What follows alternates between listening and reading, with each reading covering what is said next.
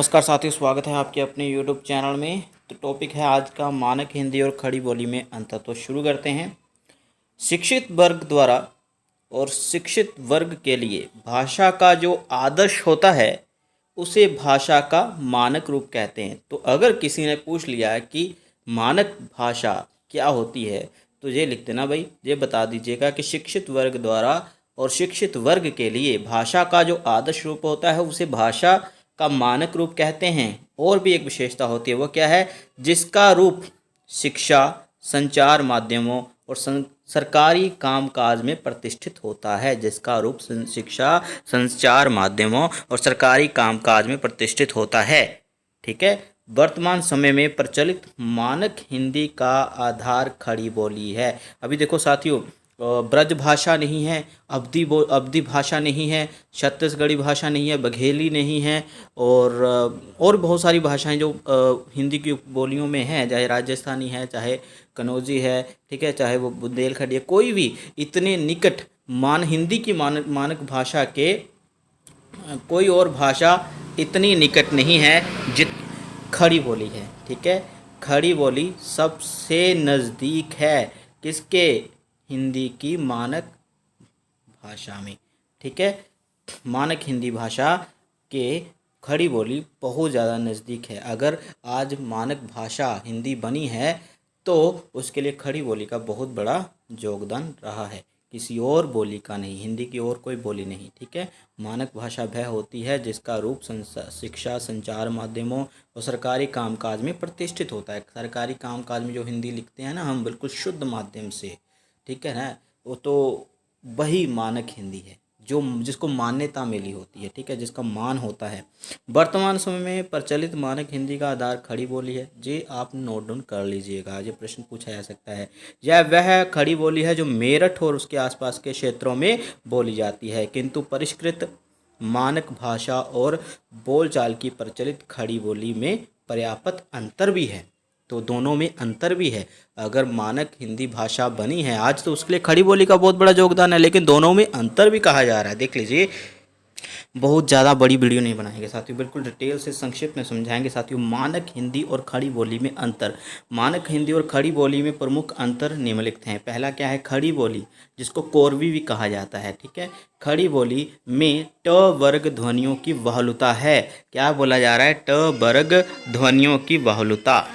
जैसे ट वर्ग की कौन सी ध्वनियाँ हैं साथी? जैसे ट, ठ, है ना, ट, ठ, ड, आगे ड, आगे अणा। ठीक है, तो ये ट वर्ग की ध्वनियाँ हैं। तो इसमें कहा जा रहा है कि खड़ी बोली में इसका बहुत ज़्यादा प्रयोग होता है। जैसे आणा, इसमें हुआ ना आणा, तो खड़ी बोली का शब्द है आणा। आणा से क्या बन चुका है अभी?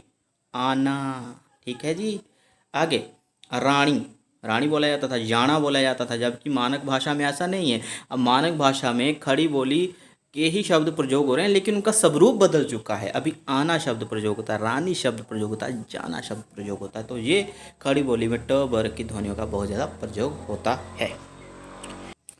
दूसरा पॉइंट पढ़ेंगे साथियों, क्या है? खड़ी बोली।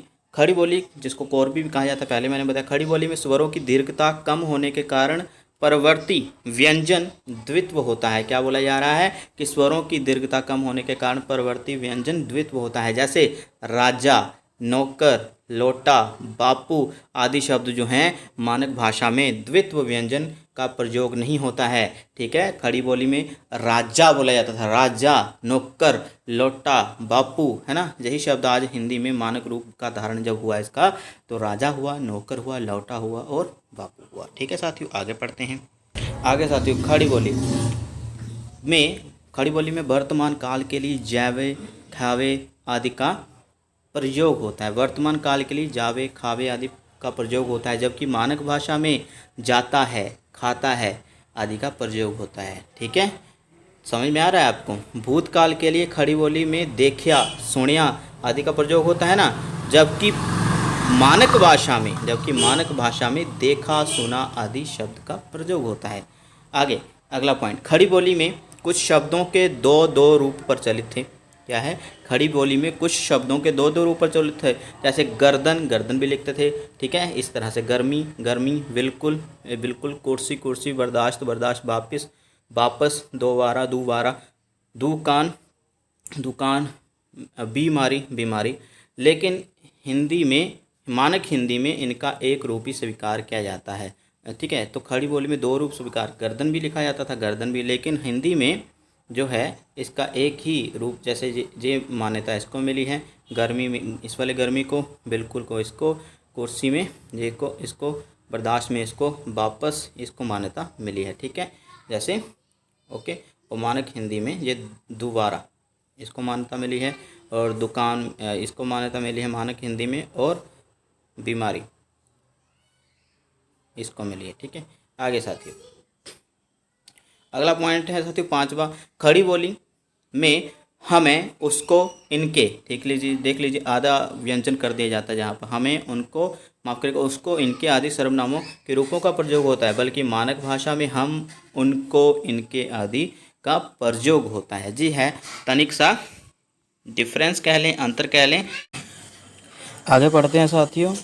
खड़ी बोली से विकसित मानक भाषा और मूल कोरवी में उपर्युक्त साथ साथ अन्य कई अंतर हैं, जब भाषाई विकास के क्रम में दृष्टिगत होते हैं, स्पष्ट दृष्टिगत होते हैं। खड़ी बोली का परिनिष्ठित रूप बहुत धीरे धीरे विकसित हुआ है। अगर आज मानक भाषा हिंदी खड़ी बोली से बनी है तो बहुत धीरे धीरे, ठीक है, परिनिष्ठित हुआ है ये रूप। तो 19वीं शताब्दी के आरंभ में फोर्ट विलियम कॉलेज के लेखकों की हिंदी और भारतेंदु युग के साहित्यकारों की हिंदी में विशेष अंतर नहीं है।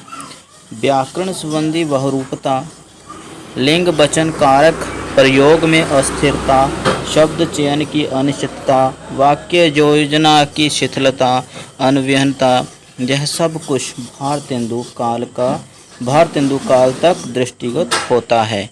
20वीं शताब्दी में महावीर प्रसाद द्विवेदी ने खड़ी बोली की एकरूपता को मानक रूप देने का प्रयास किया, बहुत बड़ा प्रयास किया है। ठीक है, तो इसी कारण खड़ी बोली अपने मूल रूप में मानक भाषा से पर्याप्त भिन्नता रखती है, और खड़ी बोली की बहुत बड़ी, हम कहते हैं कि पहचान है आज मानक भाषा हिंदी के बढ़ने के लिए। ठीक है, यह एक बोली के स्वतंत्र अस्तित्व का परिचायक भी है। बोलचाल में यही मानकतर खड़ी बोली प्रचलन में है। तो आज जो सबसे नज़दीक बोली है हिंदी की वो है खड़ी बोली।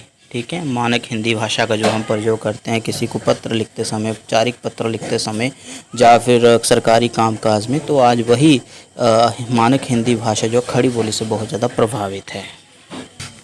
अंत में साथियों एक और बात, संभवतः खड़ी बोली शब्द का सर्वप्रथम प्रयोग लल्लू लाल द्वारा प्रेम सागर पुस्तक में किया गया है। लल्लू लाल की पुस्तक जो है प्रेम सागर, उसमें खड़ी बोली शब्द का प्रयोग हुआ है, किंतु इस ग्रंथ के मुख्य पृष्ठ पर खड़ी शब्द ही मुद्रित है।